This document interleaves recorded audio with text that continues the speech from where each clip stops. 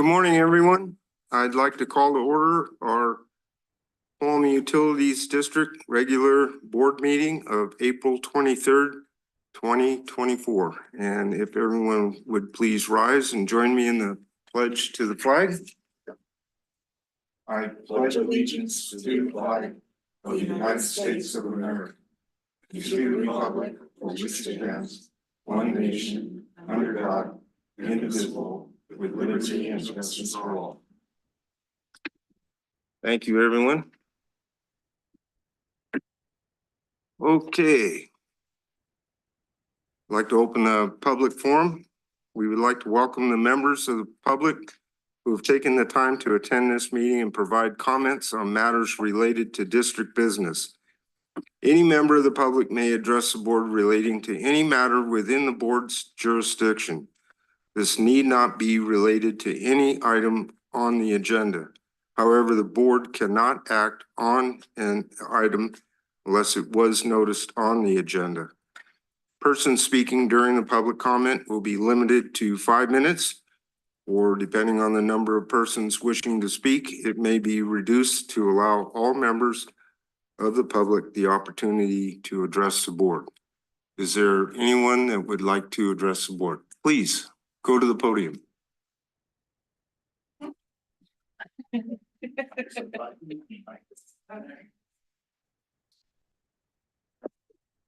Okay, great. Good morning, board and staff. I'm Susan Medeiros, and I am representing the League of Women Voters of the Mother Lode today, and I will be observing the meetings. And that's all. Thank you. Thank you for waiting for me. It's not the same that you guys. Thank you for being here. Okay, is there anybody online? Indicating at the moment. Okay, then we'll close public forum and move to Melissa.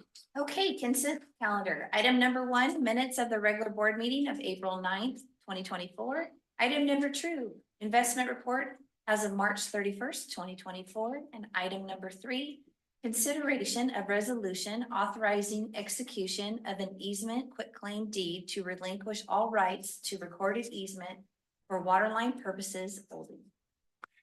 Okay, is there any board member that would wish to pull an item?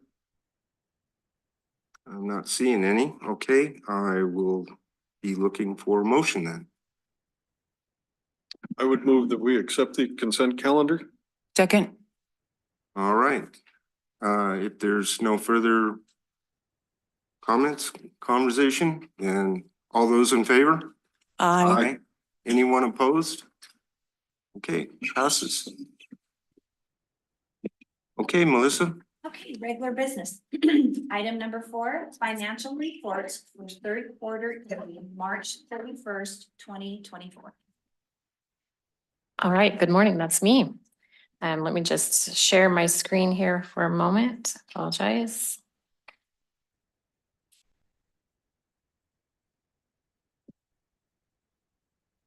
All right. Is that sharing? Okay, great. Well, in your packets, you had some financial information that represents where.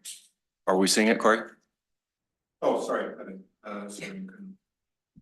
I don't see it up here, but there it goes. There it goes. They changed everything on these.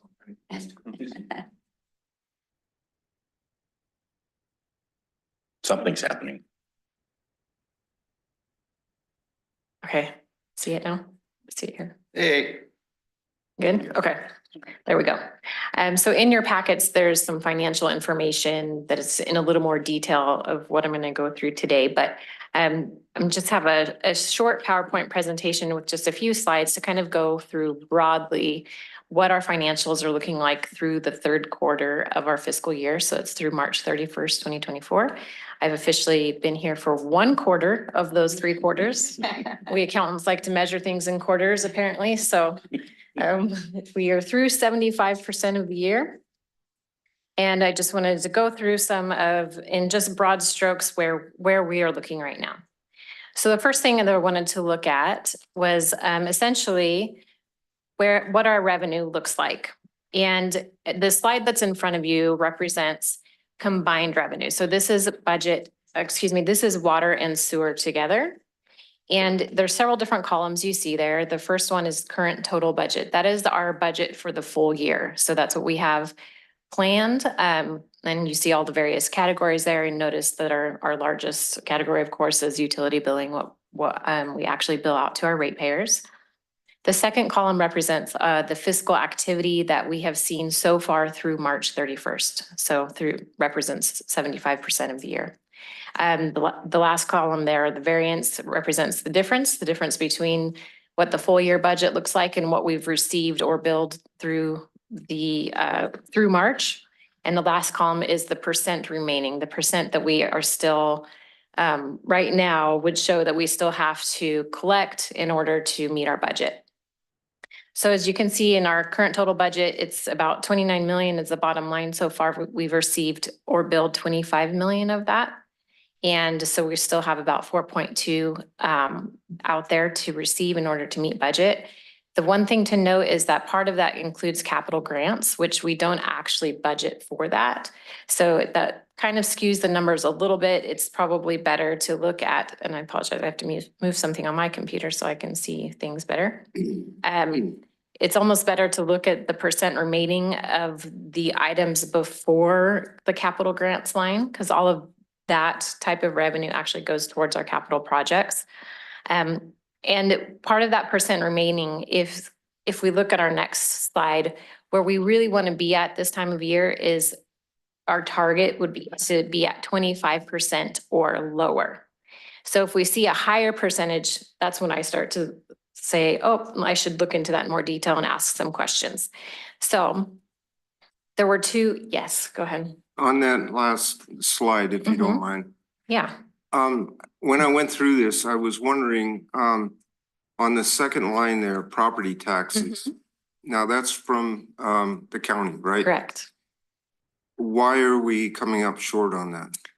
Perfect timing with your question. Oh, because next slide shows that target where we want to be at is 25% or lower. And then I've highlighted the two areas where we're not. And so property tax is one of those, is stating that we still need to receive 39% of our budgeted revenue for that line item, which is higher than 25%. So that would raise the question, why is it so low? And the reason for that is completely because of timing. So property taxes, a target of 25% would assume that we receive everything in even increments each month. Property taxes, we don't. We receive a large payment in December or January, and then a large payment in April. So since this is through March, we haven't received that second large payment. So it skews that percentage. But really, when I look at what we've received so far versus what that looks like historically at the same time of year and what we're still expecting to receive in April, I don't actually foresee any issues there. We'll meet budget on that.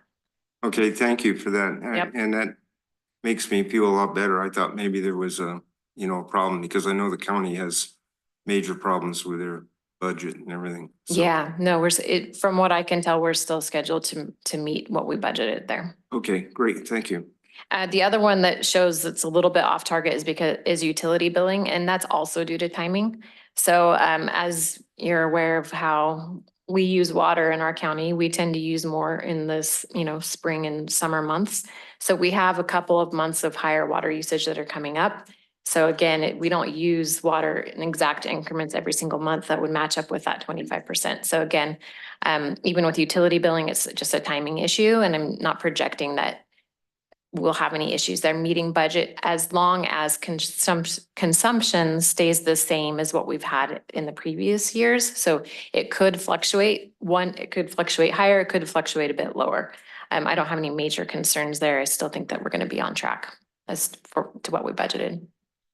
And that's really good news, because the last I'd heard that we were going to get a pretty large increase in the electrical charges from the I can't remember what the acronym is, but from the power that comes from TPP. Maloney's. Well, this is revenue. So this is what we're billing out to our customers. Oh, okay. Yeah.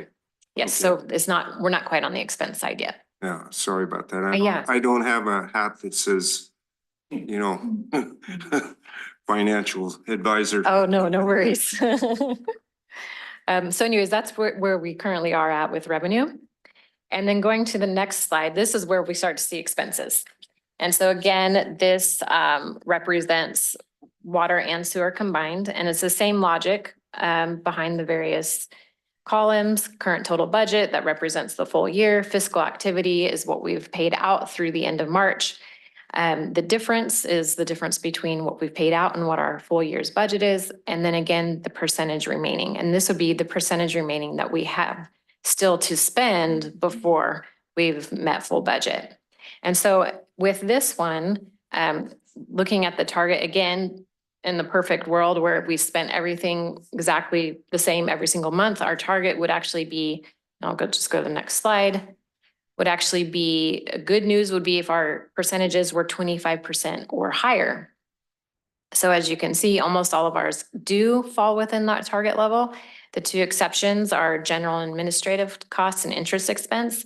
But just like with revenue, these are basically due to timing differences as well. So for example, in general and administrative, a big part of that is actually due to our general liability insurance. We pay that towards the beginning of the year. So it skews that percentage because we've really paid almost all of it. We've paid 100% of that. And so it skews the percentage. Again, I'm not projecting that we will be over budget. It's just that we've paid them in advance, essentially. And the same goes with interest expense. We have several loans out there that we pay the interest. Some of them are semi-annually, some of them is just once a year. So again, that's why that percentage is off.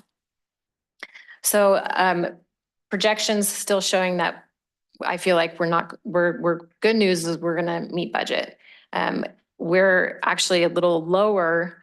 We haven't spent as much in some areas, but again, that's due to timing as well. For example, a lot of our projects we do in the spring. So some of those expenses will go up and but we're still projecting to be right around budget. And the last one, last but certainly not least, is CIP. And because that previous, actually, I should have explained that previous slide just represented operating expenses. It didn't represent CIP. The last spreadsheet is our CIP status report. And this essentially just goes through every project that we had budgeted this year, what the budget was. And again, the budget for CIP does not include labor that we spend on those projects, that our workers do on those projects. It's essentially if we outsource it plus any materials we have, that's what our budget, that's what we budget on. And so you see that budget there in the first column. And then the blue columns there, you see the FY24 spent. We show what our non-labor costs have spent so far through March 31st. And even though labor, we don't budget for labor, we do actually show, we do track it of how much we actually are spending of our own forces on these types of projects. And then that gives you the total for the year.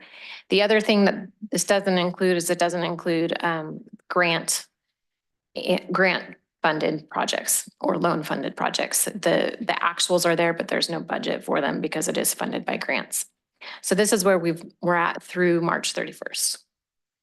So with the grant projects, a lot of those, not all, but some of them go out to bid for outside contractors to do so that our crews can stay on the stuff that they can do best. So when we have that, and we have labor, that's what, engineering department and inspection and that sort of thing? Correct. Okay, great. Just wanted to kind of clarify that for folks and myself that it isn't like a dual deal. I mean, it's just for the planning part and keeping an eye on the project. Correct. Thank you. Director Regan, I have a question. Yes. Yes. So with non-labor versus the labor columns, it looks ballpark around 10% of labor versus non-labor. Is that fairly consistent over the years? Is that any trending upper or lower on that percentage? Just Looking as a for gut. Eric to that one. 'Cause I have- Just as a gut, not looking at exact numbers, but I hadn't actually, I don't know if this, yeah, I hadn't actually noticed that proportion there. I don't know that there's a rule of thumb that's consistent in that regard. There's just, it depends a fair amount on how expensive the materials are versus how intensive the labor requirements are. For instance, a paving project is just mostly materials and contract labor because we don't do our own paving. Then the labor would be a very small amount just to monitor the project and stuff. So I don't think that the 10% rule would hold across the board. right. Okay. When we do source up projects, do we have an adder that we typically use for in-house for those? Or is it project by project? It is project by project. A lot of it just depends on, how much environmental requirements and monitoring and reporting. Sometimes there's a lot of grant overlay requirements. There's prevailing wage requirements. There's, the inspection. Some projects require our inspector to really be out there a lot more time with the contractor. There's just, it's very much project specific. Thank you. Yeah. Question. On the CIP status, it looks like a lot of money is still remaining. Are we gonna complete a lot of these projects or are we gonna end up carrying over? There is about $2.5 million or so. I don't have the exact number in process. This board awarded contract or the early part of the year for the Techite pipeline. So that's well over $1 million. Also awarded and it's in construction now, the Mono Village Sewer Lift Station bypass, which is also in construction now and more than $1 million. And then more recently, the Mono Village Tanks project was awarded. So we have a number of projects that are basically not invoiced, but are active. The contractor is working now, but we haven't felt the full impact of their invoices. We don't expect to finish all of them. Some of these projects, because of the fiscal year falling right in the middle of the construction season, they will get pushed and bleed over into the next fiscal year. And when Carolyn presents the budget for your consideration, you'll see a number of these projects are showing up as expenses in fiscal year 25, just because we couldn't get the contractor to finish by June 30th. But we do have several $1 million in process right now that's not reflected on here, which is why it looks like there's a lot that has not been completed in the CIP. Thank you. Any other questions? Okay, Carolyn. All right. The last slide that I have here is just, it's a kind of just a note, I guess. One thing I've been tracking is looking at what our rate study showed that we would basically, what kind of revenue we would have after our rate study went through if it got passed. And I'm actually tracking that against our actuals, if you will. And so one of the things that I've noticed, and our budget actually reflects it, but is that due to several reasons, our current revenue projections, our current fiscal year 24 budget is lower than what our rate study projections thought would come in due to the rate increase. And it's about $1.5 million less between both water and sewer. So basically our rate study projections showed that a rate increase would increase our revenues by about $11.9 million. And our current projections and our current budget show that it's going to be about $1.5 million short of that. Now there's two reasons for that. One of them is because the rate increase actually went into effect 1 month later than what was originally projected in the rate study. So the rate study said July 1st, it actually went into effect August 1st. And so that that's part of the revenue shortfall. That's about 475,000 of it. The other one is that at the time that the rate study was first starting to be looked at, it assumes a certain level of water consumption. And so if you're basing it off of a certain level of water consumption, which is basically, water consumption that we've had in the past, and then we say, well, we're going to raise our rates, but it's still based on that same level of water consumption. It assumes that there's going to be this certain level of revenue. Well, at the time that the rate study was first, from what I can tell, from when those projections first happened, consumption has gone down considerably.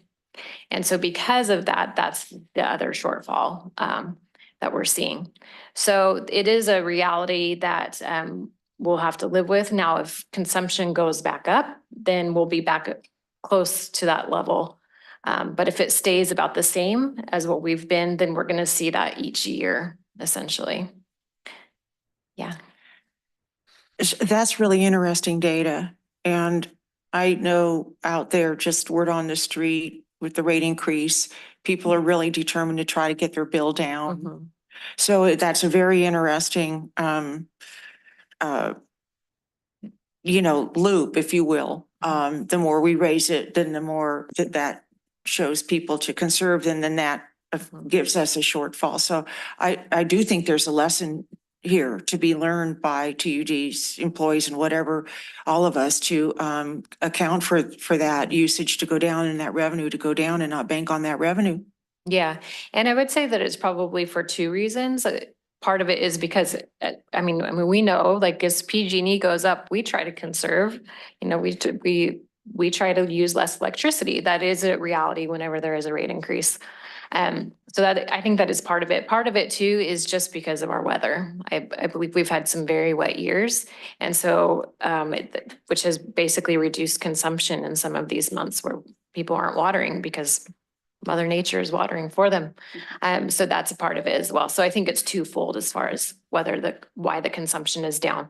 And I think we'll see that to be true too, especially if weather changes again. And if we have some drier years and we see it go back, we'll start to see what the actuals are based because we raised rates and that's why it's lower, or because of weather. So anyways, I just wanted to make that note, just let you be aware of it. And the way that we dealt with that essentially was, so back when the rate study was happening, this year's budget was basically passed before the rate study happened. So at that time, there was a reduced budget in place. And once the rates were passed, we increased budget, but just increased capital expense. So we were able to get the capital expense budget up to the level that was projected through the rate study. So where that shortfall has happened, where we're basically making up for that shortfall in revenue, is through the operations expense budget. And so that is $1.5 million less than what the rate study was projecting it would be as well. So it's still balanced, but that is where that basically made up for it. So just wanted to note that. Yeah, go ahead. So do other agencies take it out of CIP, take the shortfall out of CIP rather than operations? Do you know? I couldn't answer that question. I think going back to my previous agency, there's probably a combination. I mean, if we can, areas where we can save in operations, then we do it. If there isn't, then sometimes CIP is also affected by it. Okay, thank you. You're welcome. I would imagine that on the slide before or two, there was grants, and I imagine that has helped to some extent on this also. Then my question would be to our GM, being $1.5 million short. I know that the CIP program was one of those things that was planned out because everything was real necessary. Is that going to put us in a bind anywhere? No, it should not. And we're going to pay very, very close attention to this, moving forward. But Carolyn just explained that during the adoption of this year's budget, not knowing what the outcome was going to be for the rate study, we all reduced O&M expenses by 30%. Just knowing, not unsure what was going to happen. So Steve, before his departure, encouraged us to just maintain that operation budget the way you did with 30% reduction in costs for the first year. So, and that's what we did. And so we're going to end up with a balanced budget, and the capital won't suffer from that $1.5 million.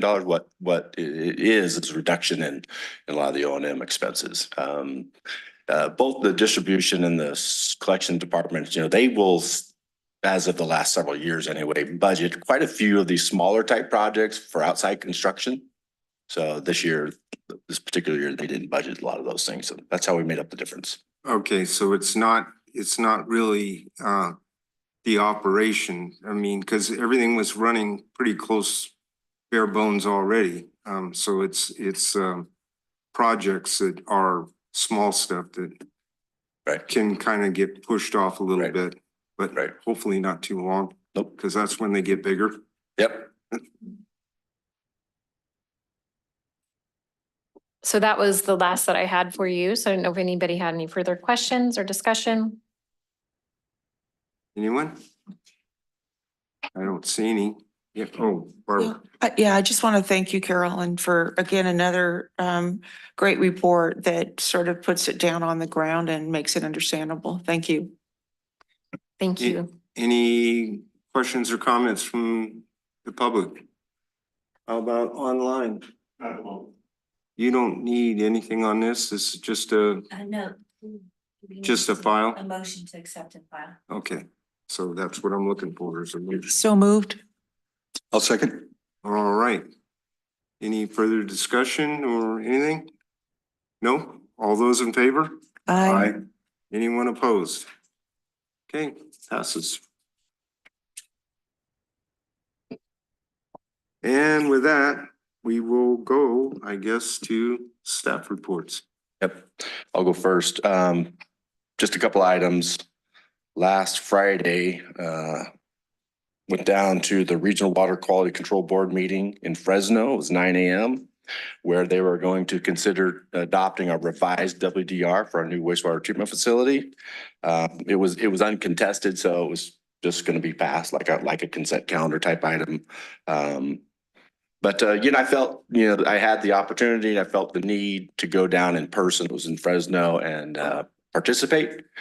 I did so for a number of reasons, but just to note that this process of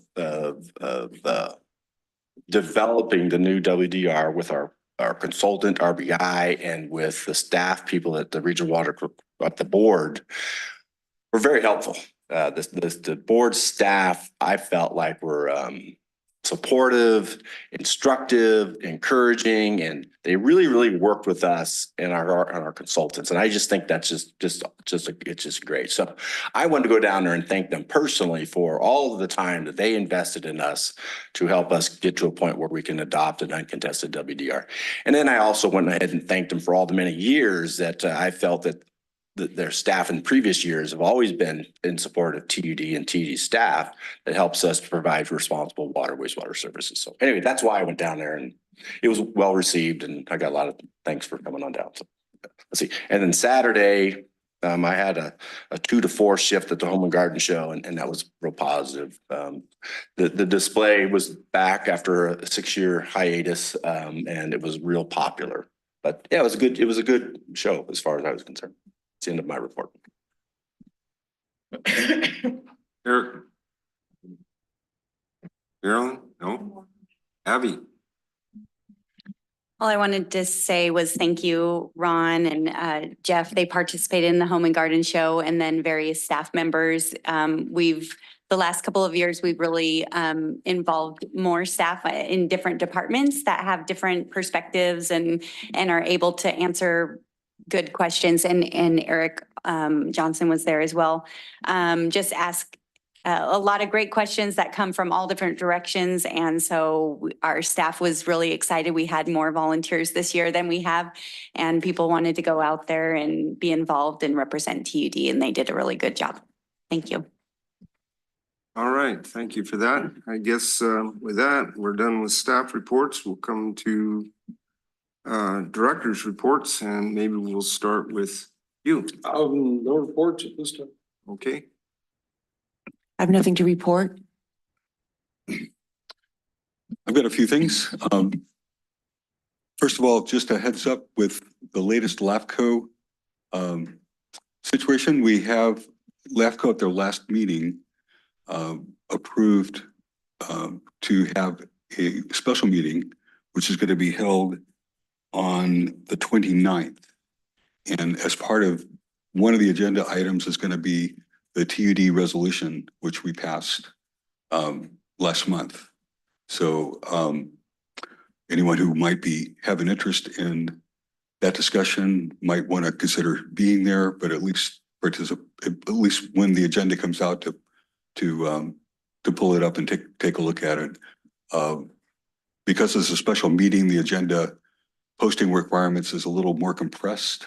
So as soon as I receive that, I will forward that to General Manager Perkins and have that distributed to each board member and appropriate staff. So if anyone's interested in showing up, I would appreciate as much participation from this board and from staff as appropriate. So that's 4 o'clock on Monday, April 29th. And then secondly, I attended California Special Districts Association training in advanced training. I've had one round of the kind of the fundamentals, and this last round was more detailed and more broader. We covered a lot of we covered things with legal matters. We covered things about current legislative issues. One thing of particular interest was community outreach, how important it is to build community support throughout the process, not just when there's a 218 process. There's a lot of community involvement or a lot of interest, if you will. But the idea is to reach out continually. And one takeaway I had from that conference was when we do projects, to me it might be helpful. And again, I need to find out more what we do. But one thing that would be I think really helpful, for example, just there's a project close to my neck of the woods in Miwok, the tank replacement. It would maybe sending out flyers to people that are, in the neighborhood and affected, hey, we're doing this project. It's going to affect you. It's going to improve your services. And just brainstorming some ideas, maybe just have, it's too late for that project, but when we do a project that affects the community, rather than be invisible, we could try to engage through public media or whatever local organizations are affected. Maybe have like a groundbreaking, if you will, and serve free pizza. Get people involved. And then when we complete a project, do something similar. Have a ribbon cutting ceremony.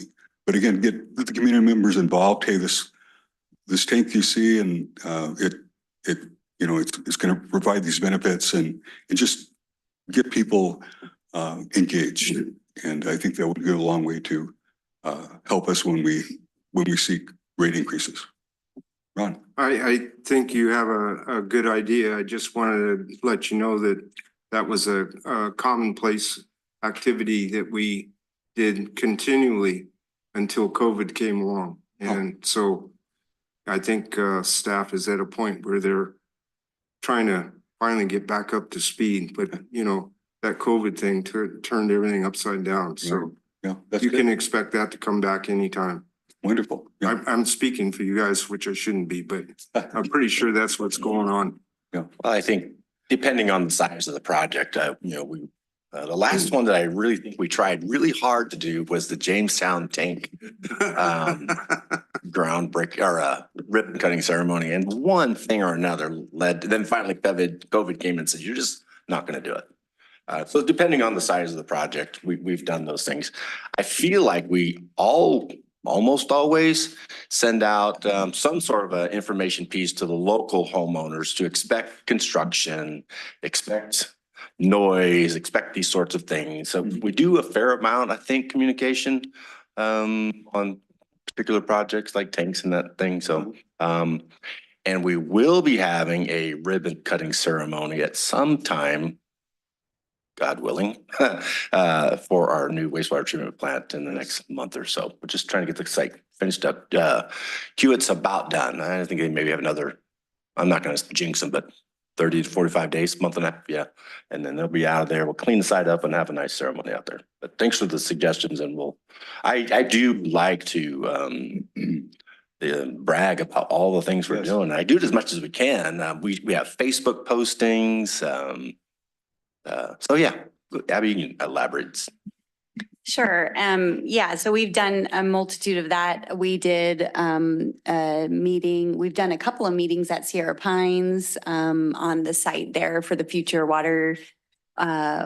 regional water treatment plant. We also do regular media outreach. So every time we do a project, we send press releases to the local media, and that gets posted. And so it's on the radio, it's on My Mother Lode, it's in the newspaper.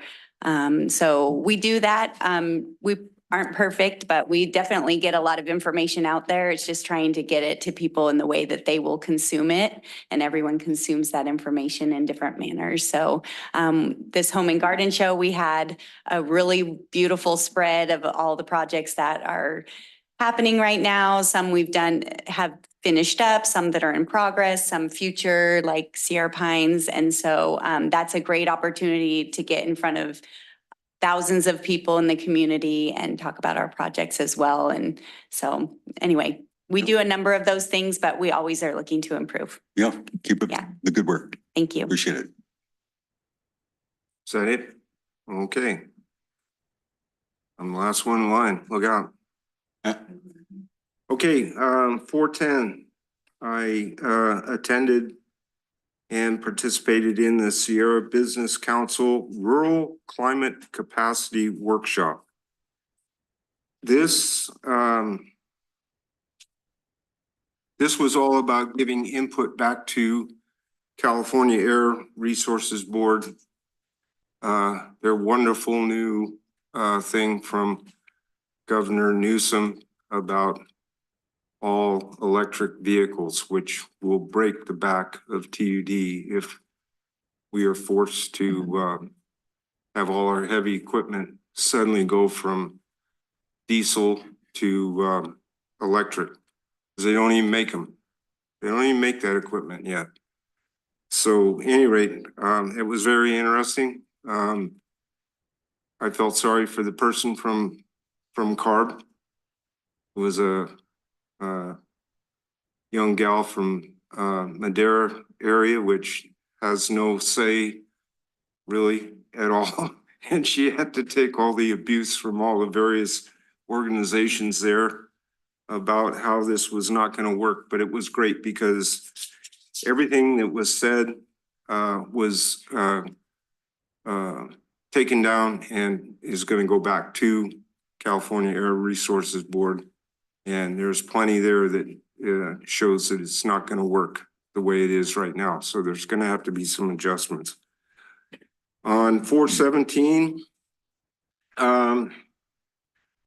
attended and participated in the Tuolumne Stanislaus Irwin Water Advisory Committee meeting and also the JPA meeting.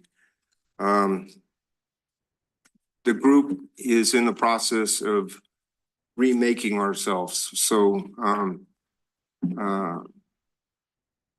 the state with their budget problems have found a way to finally eliminate any grant money going to the IRWIMPs groups that are throughout the state. And many of them were not very effective. And that was the thing that the legislators kept picking at, was that the IRWIMP doesn't work. Well, our IRWIMP does work. It works extremely well, and it's been basically the poster child for DWR. I mean, our group's brought in over, I don't know, I think upwards of $30 million to this area in grant monies for projects that our ratepayers and taxpayers could never have afforded to accomplish. So at any rate, rather than disbanding our group, which works so well together and has everything from environmental groups to utilities and so on in between, like the Tuolumne County supervisors and so on. We're gonna hang together, we're gonna redo ourselves, and we're gonna start looking from grants and so on from other avenues, other areas. And it's also good because in the IRWIMP, we have a setup where every group that has a project has to put it before the IRWIMP group, and it gets graded. And the value of that being graded is that the organization that's submitting the project then can see the weak points of their project and fix that before it goes before the grant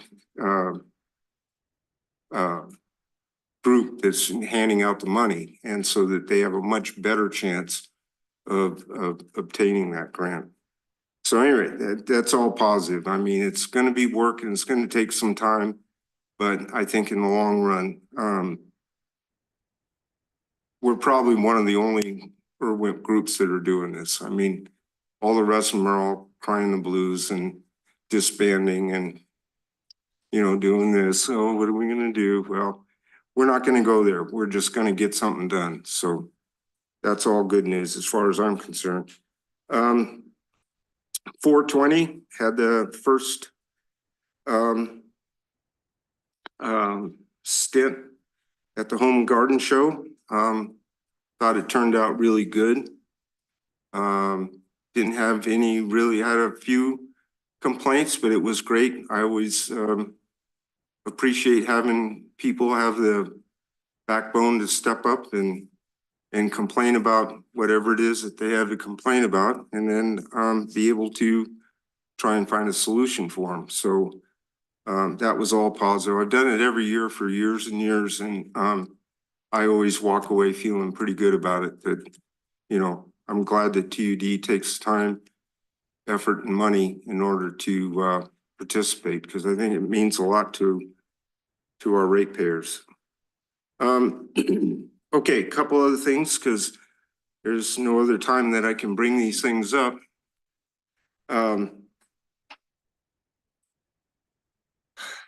Hexavalent chromium standards. I knew Don would know about it. Okay, so what I heard recently is that we need to remove them from our drinking water. And I also then have more recently heard that federal government is trying to come up with some legislation that's going to take the legal, I don't know what the word is, but so that we will not be put in a position that we're liable for it, that it'll go back to the folks that actually manufactured that stuff and put it into the various products. But it still tells me that it's coming down the pike that we're going to have to remove it from the water. And I'm wondering, do we have the capability to do that? Do we have the equipment? And I got a feeling I'm going to hear an answer that no, we don't yet. And if that's the case, then I'm wondering what our poor ratepayers are looking forward in order to get that straightened up so we can move forward on it? Short answer is chromium 6, short version for hexavalent chromium 6. We've known about it for 10 plus years about it's important, actually since the 90s. Remember the movie Aaron Brockovich? This was the whole chromium 6 was the constituent. So anyway, years later, chromium 6 became a regulatory contaminant of concern that Director Boatwright talks about every once in a while. And so up here in TUD and everywhere else, we've all done our monitoring of our source water for chromium 6. And to my knowledge, to date, we have no detection of chromium 6 in our source waters. Well, that is good news because I understood that it wasn't just from manufacturing, but it also shows up sometimes naturally in water. So, okay, well, thank you for some good news. I like that. Good. Continuing on that, but the EPA just set drinking water standards for phospho, the forever chemicals. Where we at with the testing for that? Is it in our source water as well? Again, no, I haven't checked with Trevor and Rachel in a while, but you know, a year ago and less than that, I've reached out because I get these emails pretty regularly. And to date, as far as I know, we have no detection of PFAS in our source water. Hey, have we tested the wastewater side? I don't know that we have. I think you've asked me this question a couple of times. I don't think we have. And I don't think we've been required to or asked to or anything. So Probably not a requirement, but yeah, having the EPA set the, standards. Yeah, I attended there's a lot of, testing requirements that are suddenly, Yeah. coming down, to a pinpoint. Yep. Been around for a while, but. Yep. So does fire retardant have some of these forever chemicals? Yes. So, but we have no detection? Great. Okay, that was one question I had. And then something that's to me a little bit embarrassing and so on. When are we going to complete it's now almost the end of April, the GM evaluation compensation process. That was supposed to have been done in December, January at the latest. I'm just going to I don't want an answer because no, I don't think anybody has an answer, but I think that this board needs to get that behind us. Then, with that being said, this was being handed out at the Home and Garden Show. And it was put together apparently by Antonio Ramirez of the engineering department. Whether or not he did it all on his own or whether he was requested to do it, I'm not sure, but I'm gonna assume that he did it on his own. Give him the credit for it. This is a sort of education program. Could you give that one to the lady? Oh, you did. Thank you. This is a sort of education that I really take my hat off to and really support, so that it nips problems in the bud. So that people know what they're going to be faced with when they go to do projects or whatever. But if we could have things like this for various other things that we're involved in with TUD, and I know there is some of it out there, but this was, I thought, extremely well done. So anyway, with that, that's the end of it for me. Director Ringen, could I just say, yes, you're correct. It was Antonio. I want to confirm he was the producer of this. It was his brainchild. And in addition, he's been able to convince the county to have this at the counter so that when someone comes into the county to start the development process, this is available to them with their packet. Because we don't like surprises. Homeowners and development folks don't like to find out that there's a capacity charge, that there's, not water or sewer available to their parcel. So yes, this was all Antonio. So I'm glad that you appreciate it. That's great. Hats off to him.